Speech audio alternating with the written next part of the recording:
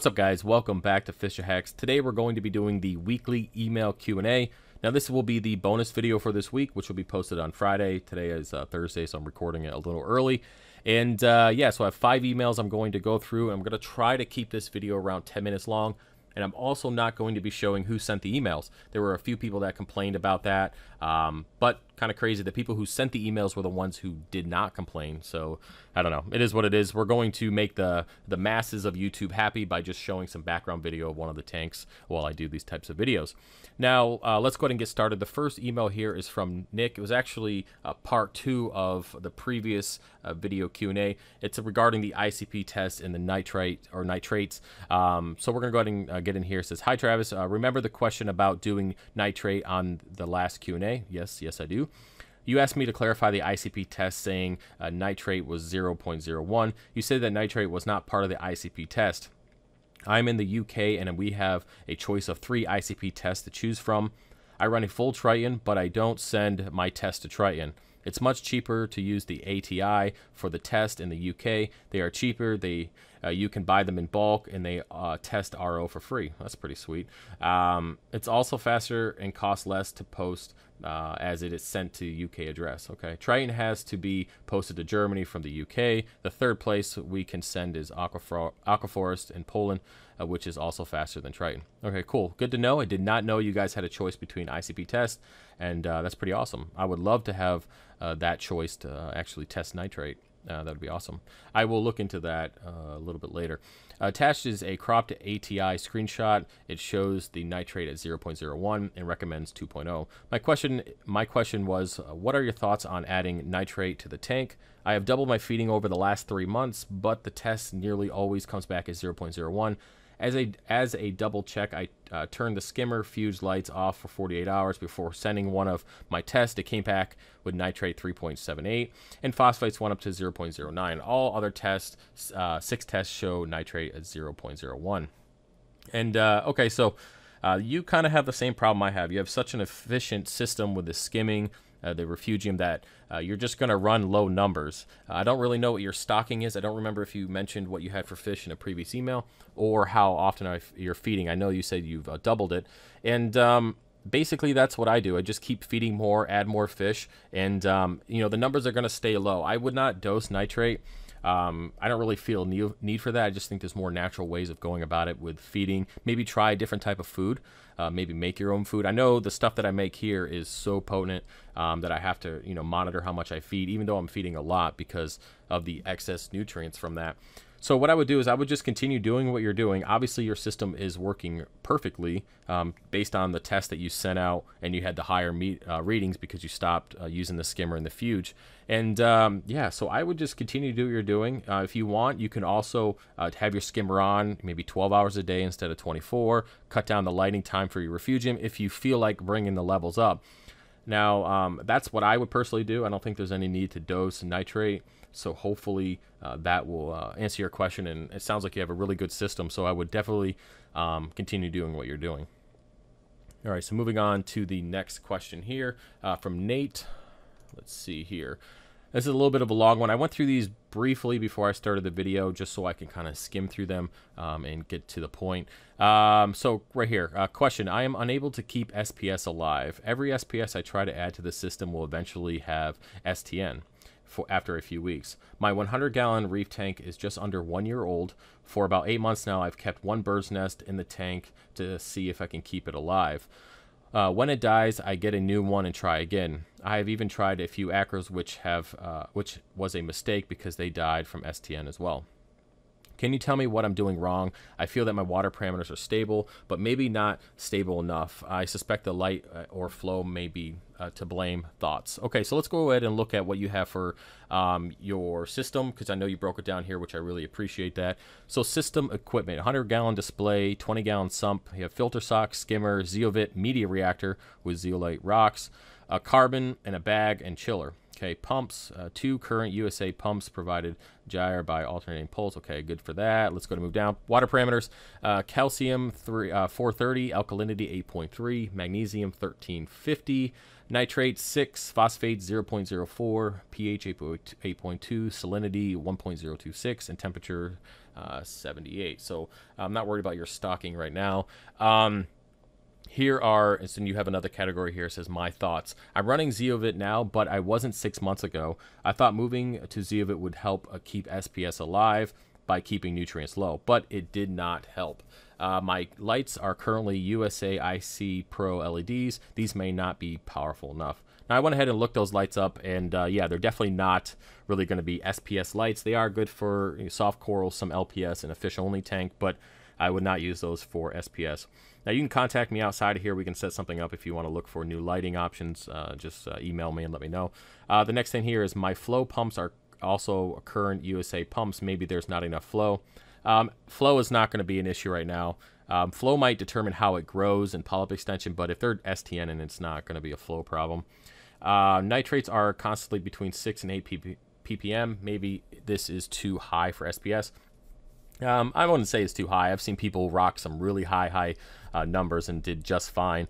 I wouldn't say it's the nitrates. Elk used to be high at around 14. Yeah, that's definitely a problem, but has been at 8 DKH for many months now after switching salts. I know elk is dangerous when it fluctuates, but it has been stable for a long time. Okay, so now you have your elk good.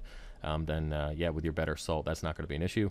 I dose carbon as part of my Zeovit schedule, and I also dose Red Sea Reef Energy A and B. All right, so I kind of went, like I said, I went through this email earlier just to kind of figure out what I wanted to do for the video. And basically what I would do is I would take out the Red Sea Reef Energy. I would take off the Zeovit reactor. And when you say dose carbon as part of the Zeovit, is that just part of your dosing Zeovit program?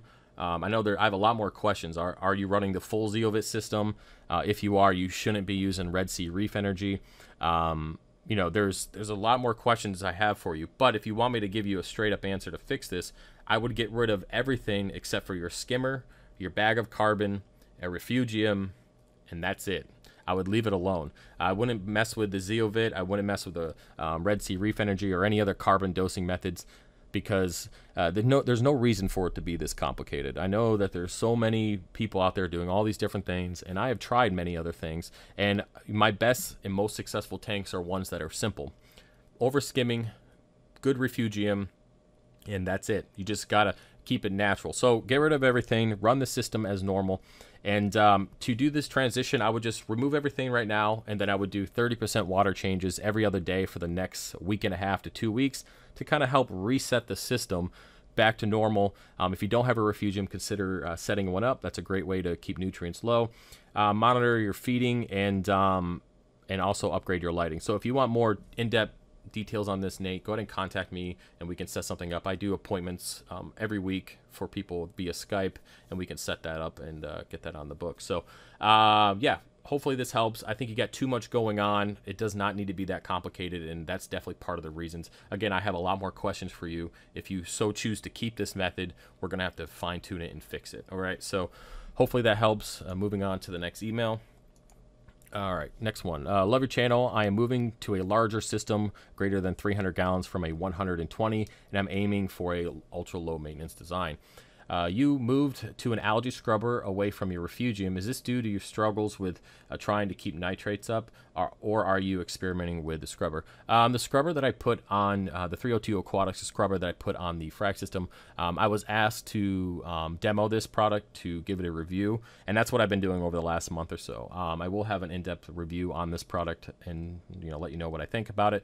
I've used scrubbers in the past that worked. I'm a really big fan of refugium, and there's other than the fact that I'm trying this out, there's no other reason for using it. But yeah, hopefully that answers your question. If personal preference, I'm a big refugium fan, but scrubbers do have their place, and we're going to find out how that works here in my system. All right, so moving on to the next email. I have an innovative marine Nuval 40 running biopellets, skimmer, and carbon, and doing a weekly water change. I only run 1/3 the recommended amount of biopellets, but for some reason I'm continuously getting a reddish algae on the sand bed shortly after water changes, and there is a small layer of hair algae on the rocks. My RODI TDS shows 0. Should I run something in conjunction with the biopellets like Nopox, or should I switch to use GFO instead of biopellets? Also testing with Red Sea kits, which undetectable nitrates, phosphates 0.01, but these all-in-ones have a very limited space. taking everything into factor, I have decent flow, don't feed much. What are your opinions and options? Thanks a lot. Okay. First thing, biopellets remove mostly nitrates from the system. They do remove a very small amount of phosphates, but it's not that much. Now, so if you're going to replace the biopellets with GFO, you'd just be removing nitrates at one point. You'll stop doing that, and you're going to remove phosphates. So I would not switch to doing that because you're not pulling out the same stuff. But on the 125, I did run biopellets with GFO, obviously 2 different reactors, and that seemed to work out fine. It still brings the levels down too low for my comfort, but they do work. Now, I would not use Nopox with either one, GFO or the biopellets, because Nopox is a carbon source that removes both nitrates and phosphates, so there's no reason to mix those with anything else. You just be double dipping, which could cause issues and on very low levels, which could cause a lot of problems to your tank. Now, if you're getting reddish algae, that's usually going to be cyanobacteria because your phosphates are higher, but you are reading pretty damn low on the phosphate test kit. But then again, you're not using something as accurate as like a HANA checker, so those levels might be off. Now, what I would do is, you can still use the biopellets, but I would add some GFO to help bring those phosphate levels down maybe a little bit more. Like I said, I don't think that test is reading properly. Plus, one thing you have to take into consideration is if you're seeing hair algae, or you're seeing red slime algae or cyanobacteria, basically you're going to have a false reading on the test kit. It might show negative, but those algae are actually pulling up and absorbing the phosphates in the water columns. That's why they're growing, so you're probably not going to get a proper reading on your tests. So if you see that stuff, you can automatically assume that you have higher phosphate. So I would use GFO in conjunction with the biopellets. Again, use it in a different reactor. See how that works, or you can bypass both of them and just dose Nopox. Again, follow the directions so you don't overdo it and cause any problems. And yeah, I would siphon out the phosphate, not the phosphate, Jesus. I would siphon out the red hair algae or red slime or green hair algae. You want to siphon that stuff out, clean it up as much as you can. Manual removal is always best. There are some products out there that will remove the red slime, but that doesn't fix the issue. It just kind of band-aids it. So I would add the GFO and or switch to just Nopox and see how it turns out over the next few weeks. Let me know. Maybe send me another email in a couple weeks or a month or so, and let me know what happens. All right. Moving on to the next email here, which will be the last one. Hey, thanks for doing this. I have a 140-gallon tank in a mobile home. I'd like to at least upgrade to a 200 or above. Is this achievable in a mobile home? All right, so I have my reservations about having big aquariums in mobile homes. I'm not a fan of it, but I do have a buddy who lives locally who has a 220-gallon in a mobile home. But he does have cinder blocks underneath his house, basically, or his trailer there, holding up that side of the tank. Basically, the tank is sitting on cinder blocks right underneath. Now, if you're asking this question, you're probably not comfortable with doing something like that. So I would look to find a professional who will be able to stabilize the house if you plan on going above 100 gallons. I wouldn't even put a 140 in there, to be honest. I would stick around a 55-gallon in a mobile home just because that kind of stuff makes me nervous. You got to think a 100-gallon tank is already almost 1,000 pounds.